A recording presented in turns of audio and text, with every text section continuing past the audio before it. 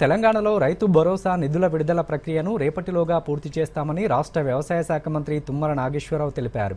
హైదరాబాద్లో మీడియాతో మాట్లాడుతూ ఇప్పటివరకు సుమారు 67 లక్షల మంది రైతుల ఖాతాల్లోకి 8,284 కోట్ల 66 లక్షల రూపాయలు జమ చేసినట్టు చెప్పారు. ఇంత తక్కువ వ్యవధిలో రైతు భరోసా నిధుల చెల్లింపు పూర్తి కావడం రాష్ట్ర చరిత్రలో ఇదే మొదటిసారని తెలిపారు.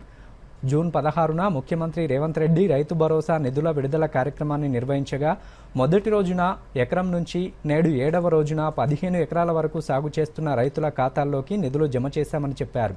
ఈ సందర్భంగా రేపు సెక్రటేరియట్ వద్ద రైతు పండుగ నిర్వహిస్తున్నట్టు పేర్కొన్నారు. ఈ కార్యక్రమంలో ముఖ్యమంత్రి రేవంత్ రెడ్డి పాల్గొని రైతులను ఉద్దేశించి ప్రసంగిస్తారన్నారు. రైతు పండుగను రాష్ట్ర వ్యాప్తంగా నిర్వహిస్తున్నట్టు తుమ్మల తెలిపారు.